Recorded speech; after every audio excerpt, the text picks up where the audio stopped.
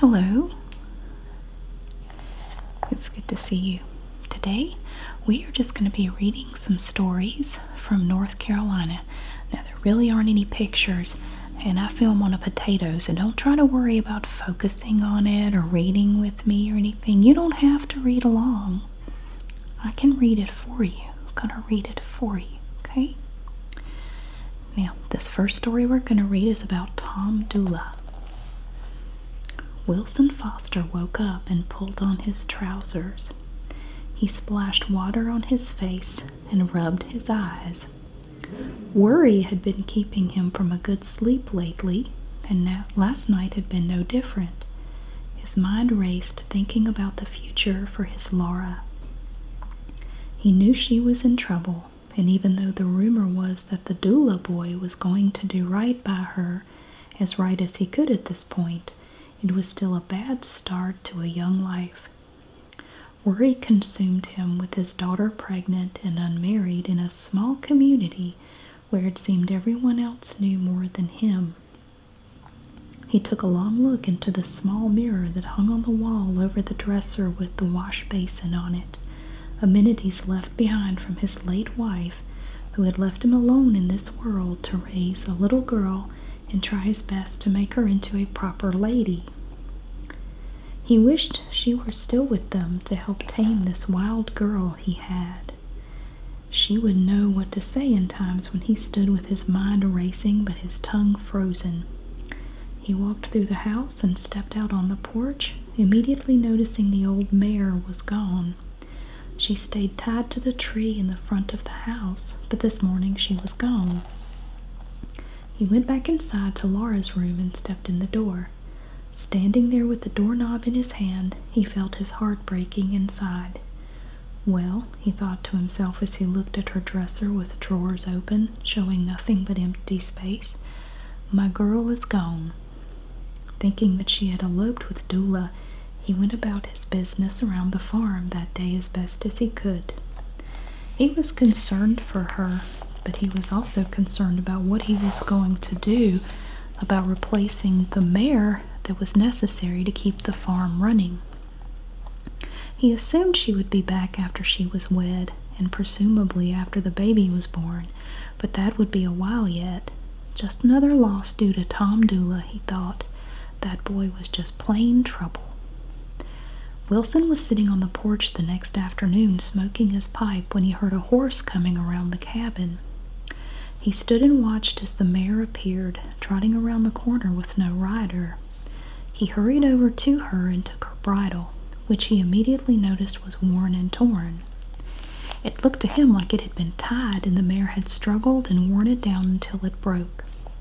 She was hungry, and he took her to her tree and gave her some grain and sassafras. His mind was racing. His instincts were to go after Laura, but he knew he needed help, and he knew he needed the mare. She had to eat and rest for a while. As soon as she had eaten and gotten enough rest to be ridden, he mounted her and went off to look for Laura, stopping at each homestead and recruiting help along the way. They searched the trails and common passages with no luck. Finally, they found the remnants of the mare's bridle tied to a tree and worn ground around the tree from where she had paced around trying to get loose.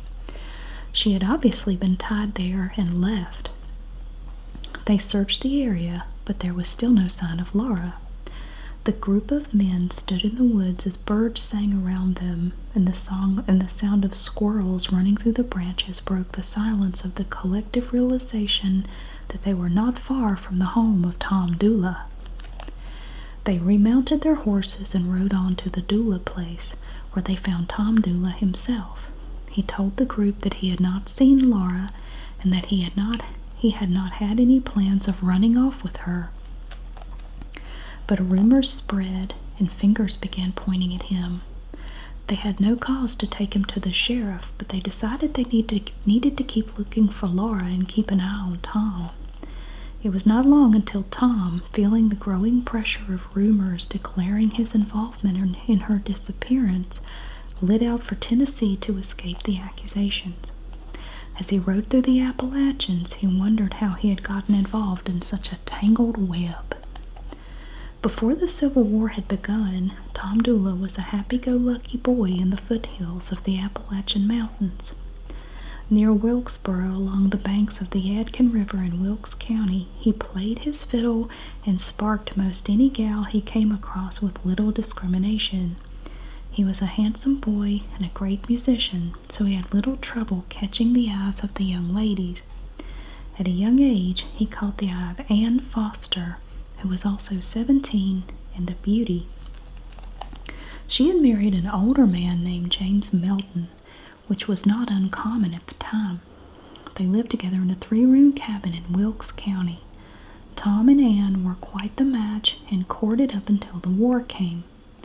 Some nights Tom even spent the night in the Melton cabin with Anne and James, who by all accounts knew of the relationship but did not seem to be much concerned with his wife's indiscretions. They carried on like this up until the winds of war swept Tom away to the battlefields of Virginia. When he came back from the war, he resumed his relationship with Anne Foster Melton, even spending time with her in her house and possibly sleeping nights in her bed. James and Anne had stopped sleeping together some time before, and James did not seem to mind. Also living in the Melton house was Anne's cousin Pauline, who was paying her keep there by helping out with housework and work around the farm. Tom began to sleep with her also, which again did not seem to bother either Anne or James. It is even rumored that many times Anne, Tom, and Pauline would sleep together. What Tom and Anne did not know at the time was that Pauline had come to live with them to be closer to the doctor who was treating her for the quote-unquote pock, or syphilis. This would prove to be a factor in the later investigation of the murder of Laura Foster. Laura Foster, also Anne's cousin, was a pretty girl, although not as pretty as Anne.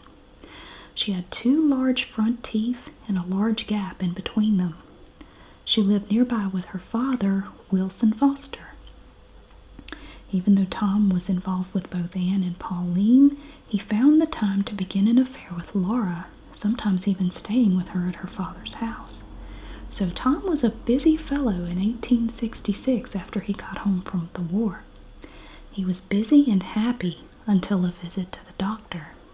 He found out that he had syphilis, and he was furious. He told one of his friends that he was going to kill the one who had diseased him. There are geese flying over. Sorry. He was mad with Laura because she was his latest conquest, but the truth was that Pauline had begun the strain of the disease that involved him, Anne, Laura, and James Melton. Reporters covering the trial later would be stunned at the free love atmosphere in the backwoods of Wilkes County at the time. After the disappearance of Laura, Tom's happy-go-lucky lifestyle came to an abrupt end. Now he was on the run in Tennessee under the name Tom Hall, working for an ex-Yankee colonel named Grayson. Pauline had been in Tennessee also.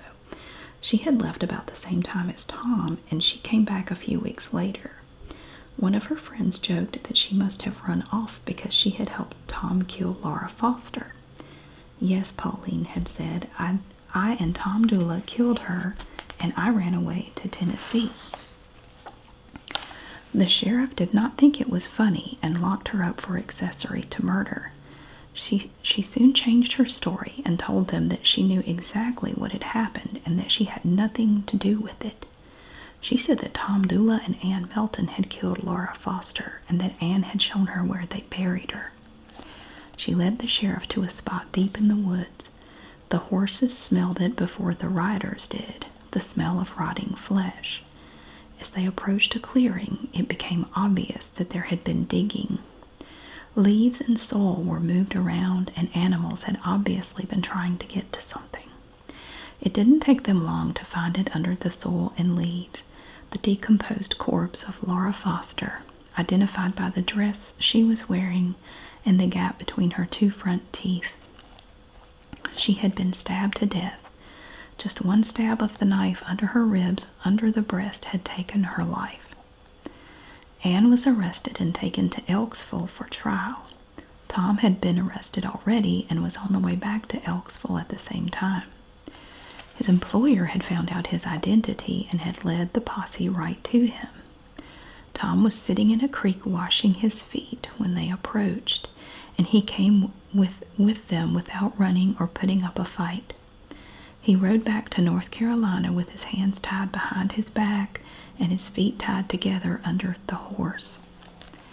In a bombshell surprise, when it came time for the trial, Tom Dula was represented pro bono by Confederate Colonel and former Governor of North Carolina, Zebulon Vance, the hero of the Battle of New Bern.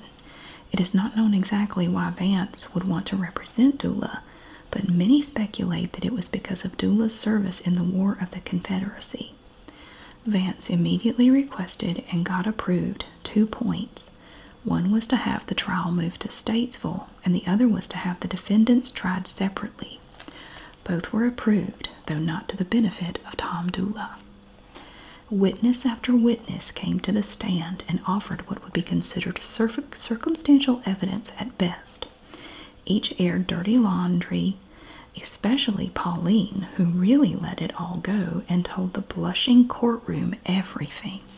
Love triangles, threats, and syphilis. It was all there for everyone to hear, and although there was no concrete evidence, Tom Dula was found guilty of the murder of Laura Foster. Ann Melton was acquitted of the murder. Many believe it was because there was just not that much evidence, but also because of the people of Wilkes County did not have much taste to hang a woman. Tom appealed on the grounds of evidence being submitted irregularly, and the verdict was thrown out. Granted a new trial, he was tried again with the same result and was found guilty a second time. This verdict would prove to be his last opportunity for freedom. He was hanged on May 1st, 1868. He never admitted to committing the crime or exonerated Ann Melton of being his accomplice. Tom Dula became a legend the day he was hanged for many reasons. The most important is the fact that the murder of Laura Foster and his hanging led to the folk song "Hang Down Your Head, Tom Dooley," which was written and many years later put into the popular culture by the Kingston Trio. Also, the story has so many elements to it. Love, sex, deception, and mystery are woven together in this tale. The truth is much darker than that. It really is a story of a group of young people who let promiscuity and jealousy lead to a young woman's death in the foothills of the Appalachian Mountains.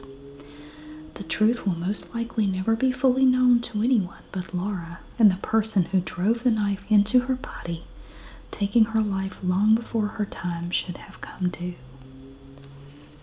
And that is the story of Mr. Tom Dula. Tom Dula. The next story we have is the disappearance of Judy Smith. Newlyweds Judy and Jeffrey Smith sat in the car at Logan Airport in Boston, Massachusetts. Judy had looked everywhere, and it was apparent that she had forgotten her driver's license at home. Apologizing, she said goodbye to her husband of 8 months as he headed out to catch his flight. Jeffrey had a scheduled conference in Philadelphia and had wanted Judy to come with him so he wouldn't be alone. She promised she would catch a later flight and meet up with him at the hotel. He took the flight into Philadelphia and attended the first day of the meeting. When he arrived back to the hotel, he found that sure enough, there in the lobby was Judy, smiling and holding flowers as a way of saying I'm sorry. They grabbed a bite to eat and discussed their plans for the rest of the trip.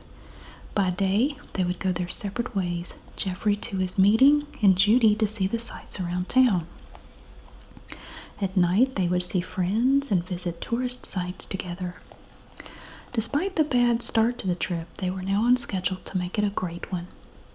The next morning, April 9th, 1997, Jeffrey woke and went down to the lobby for breakfast. Judy was sleeping soundly, and he did not want to wake her up. When he returned, she was in the shower. He came in and chatted with her for a moment before he had to go. She was planning on going to see the Liberty Bell in Independence Hall. He had to leave for his meeting, but before he left, he told her to try the continental breakfast downstairs. Judy playfully swung back the curtain and said, "I think I'll go like this." When Jeffrey walked out of the door, he was laughing and could hear her laughing behind him. It was the last time he would ever see or hear from her. When he got back to the hotel that night, she was gone. At first, he thought she was just late getting back from her sightseeing. But as the evening progressed, he became very concerned. He had the hotel call around to local hospitals and urgent care centers. Coming up empty, Jeffrey tried the police department. It had no record of any incidents involving anyone who fit Judy's description. He tried to make a missing persons report, but officers told him he had to wait until she had been missing for 24 hours. He spent the rest of the night riding around Philadelphia looking for her, but with no luck. Heavy-hearted, he returned alone to Boston, but he did not stop looking for Judy. He spent the next few months calling in missing persons reports to authorities across the country. He sent missing person flyers out by the thousands to police departments, hospitals, and shelters, desperately hoping for some word from Judy or about her.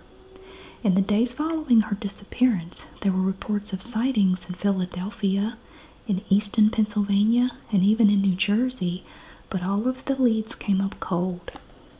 Jeffrey even hired several private investigators to search for Judy, but there was still no news, good or bad. A few months later, in the dense woods of the Pisgah National Forest near Asheville, North Carolina, a father and son made the gruesome discovery. They were hunting deer, but what they found that day scattered on the ground by animals were human bones. The pair retreated out of the woods and alerted the closest authorities. When investigators got to the scene, they found human remains wrapped in a blue blanket that had been buried in a shallow grave. There was still a wedding ring on the finger of the remains, and the bones had been dug up and moved by wildlife. The body was dressed in hiking clothing, thermal underwear, and hiking boots. Close by, they found a blue backpack buried with winter clothes in it and $80 in cash. In another spot, they found a shirt and sunglasses buried. The shirt also contained $80 in cash. When the medical examiner looked at the bones, he could see that it was a female around 45 to 50 years old with an arthritic knee. There were holes and cuts in the bra and cuts on the chest bones, indicating that the woman had been stabbed to death. A doctor at a nearby hospital saw the medical examiner's report and remembered seeing a flyer that had been sent out by Jeffrey Smith. He called in the tip, and the medical examiner then requested the dental records of Judy Smith. The medical examiner compared the records to the body that was found. They matched, and upon receiving the news, Jeffrey was heartbroken and confused about who would have done such a thing and how this could have happened. The discovery of Judy Smith's body opened a door to so many questions that no one could answer. To make the situation even more confusing for the authorities and for Judy's family, after the news reported her as the person that had been found by the hunters, people began to report that they had seen her in and around Asheville soon after the reported disappearance.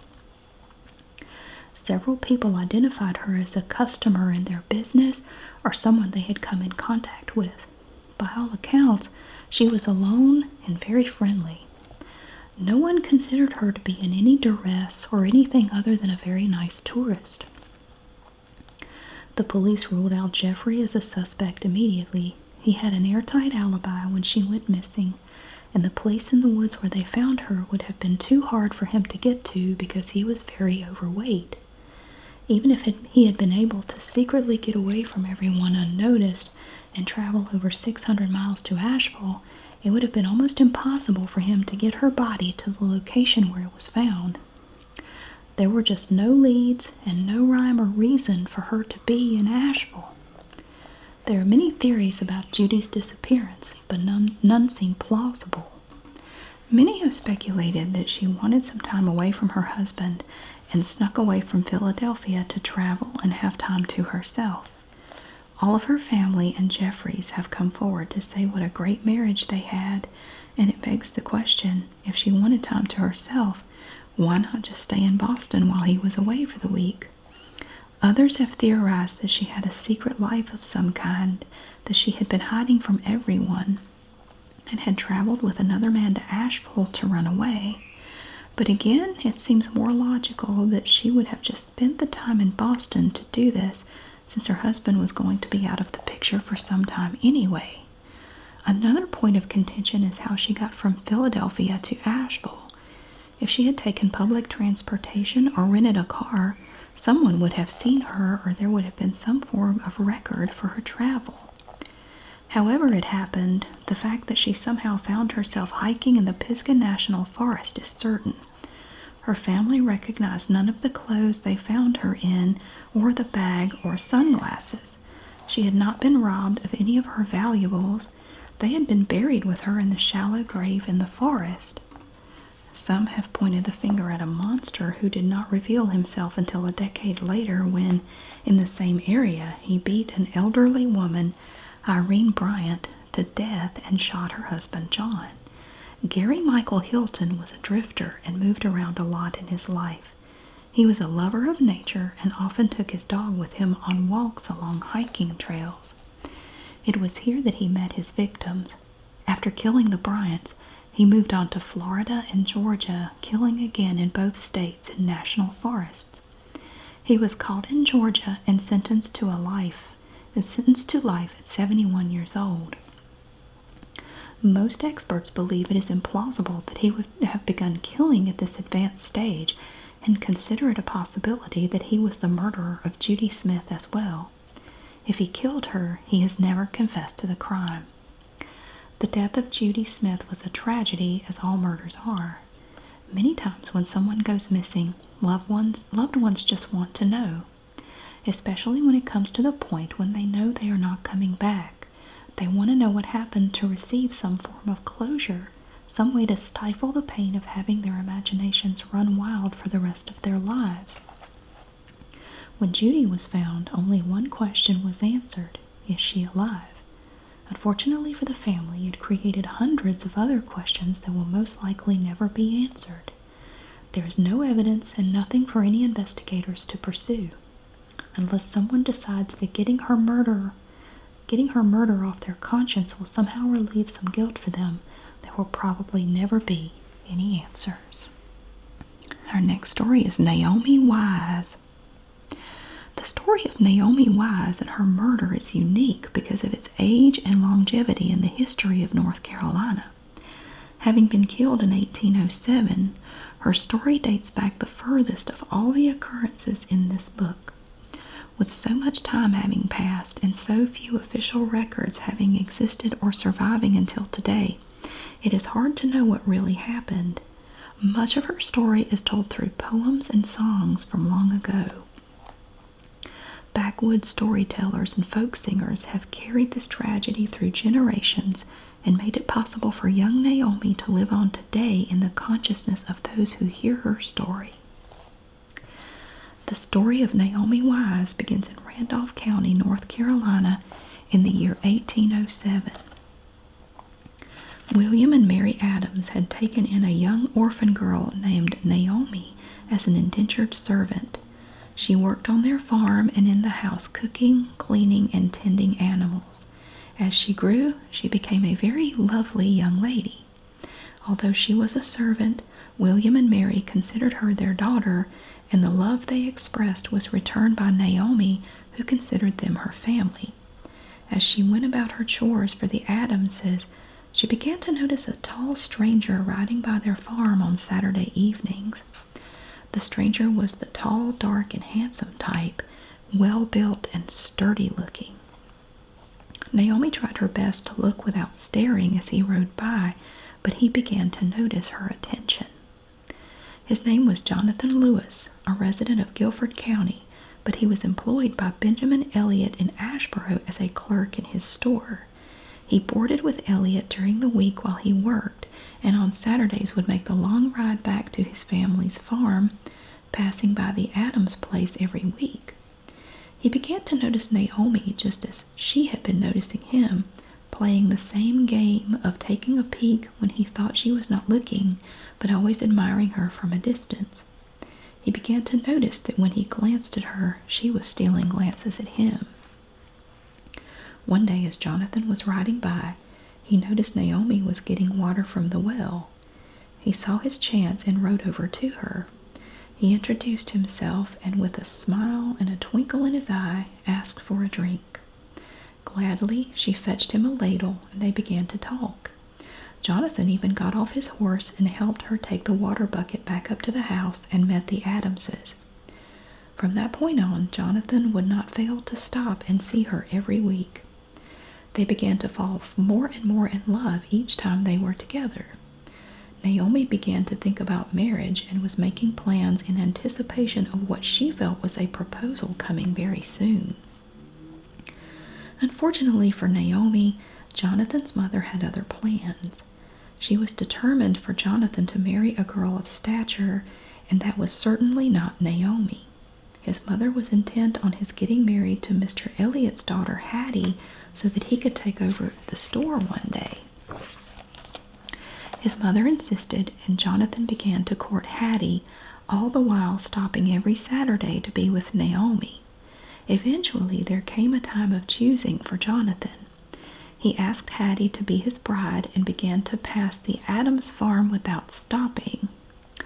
Naomi watched him ride by in the distance, careful not to look over at her.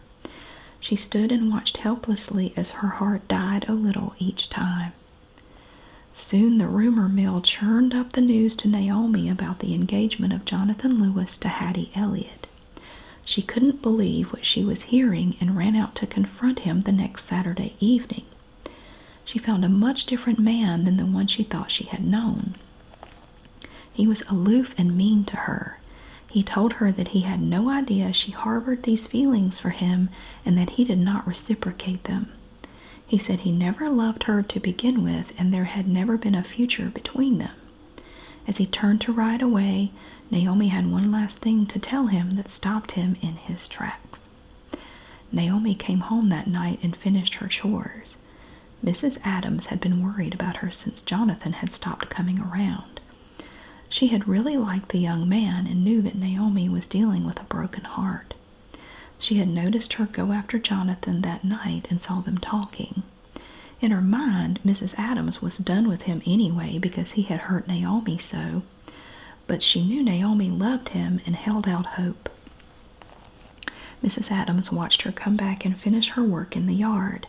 She asked her if everything was all right when she came into the house, but Naomi just said, "Fine," and went to bed. Naomi looked better, but she kept the resolution to herself and wouldn't share what was said with Mrs. Adams over the next few days. One morning in early April, Naomi grabbed the buckets and told the Adamses she was going to the well to bring back water. It was the last time they were to see her alive. When she didn't come back, a search party was raised and they set off looking for her. By nightfall, they had found a set of footprints in the mud by the river that led to a stump. Going away from the stump were hoof prints. It was obvious that she had used the stump to mount a horse and ride off. The tracks were followed as far as they could, but eventually the trail was lost. It was not long, though, before the body of Naomi Wise was found washed ashore downstream on the deep river. She had been strangled to death and thrown into the river. When the body was examined, it was discovered that Naomi had been with child at the time of her death. Everybody knew who had killed the poor girl. Jonathan had found out she was carrying his child the night she had met him on his ride home, and he had vowed to take her away and marry her. She met him at the stump and rode off with him with the thought of being whisked away by her true love, who was going to take care of her and her child. Jonathan rode to a ford on the deep river and dismounted, helping her down as well. When she was down, he fell upon her and choked the life out of her right there on the bank of the river. When he felt the life go out of her, he pushed her body into the water and watched it float downstream. Thinking the brown water had carried his trouble away, he remounted his horse and rode away. He was quickly caught and thrown into jail. Charged with Naomi's murder, he sat in jail waiting for his trial, which was scheduled to take place on October 6th of that year. Jonathan had no intention of waiting to see how the jury would find him, and he escaped on October 9th. He was caught again 2 years later, but he was only charged the second time for escaping from jail. He was found guilty, paid a fine, and spent 30 more days in jail. And somehow, he was never tried for the crime of killing Naomi Wise. Her young life was never avenged, and justice was never served for her. Were it not for her story being passed down through the generations, she would be just a forgotten girl who found that a mistake she made led to her death. Among other tributes, Doc Watson and Bob Dylan have recorded the folk song Naomi Wise. Millions of people have heard this song not knowing that there once was a love-struck young girl who died at the hands of the one person she wanted to be with above all others. And the last story we have today is the Valentine's Day murders. It was a cool sunny day in late February when a surveyor parked his truck on Howe Street in Orange County. Fumbling with his equipment, he stepped off the dirt and gravel road into the leaves and began to walk into the woods to begin his survey of the land around Cabe's Landing on the Eno River.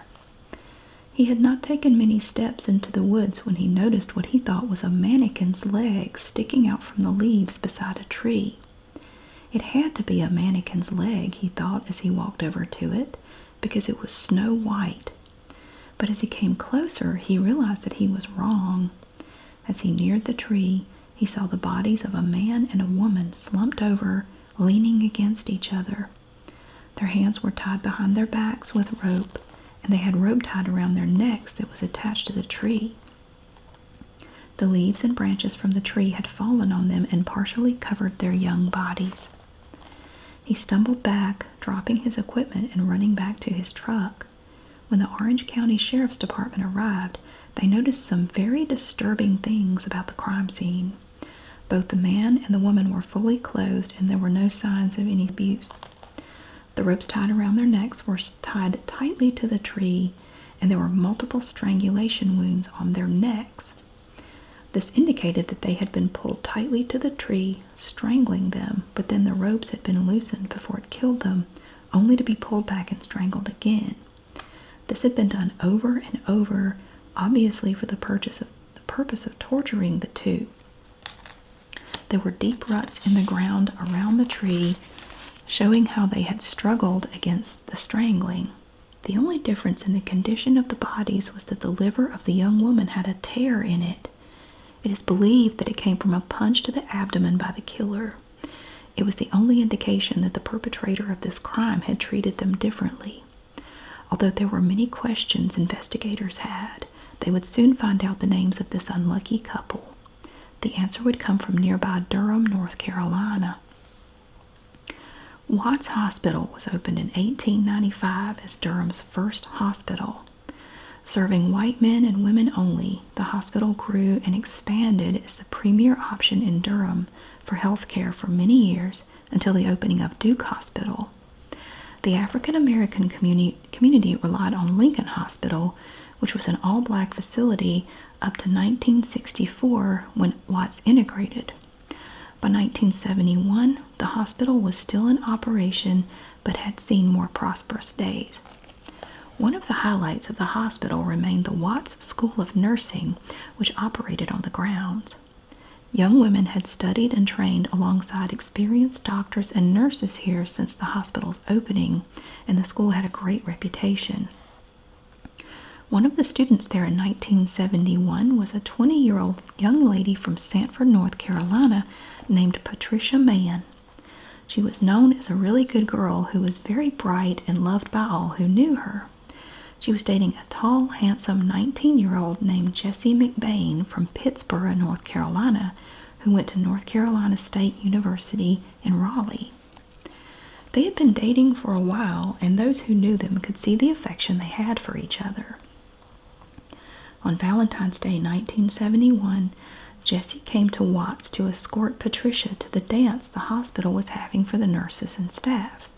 They danced to Tony Orlando and Dawn and the Carpenters, laughing and having a great time. After the dance, Patricia signed out at her dorm, letting them know that she would be back by the 1 a.m. curfew. No one saw her alive again.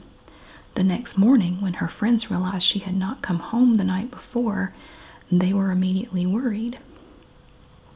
She was a rule follower, if nothing else, and they could not imagine her not obeying curfew unless something bad had happened. They called the police, who were not as concerned as they were.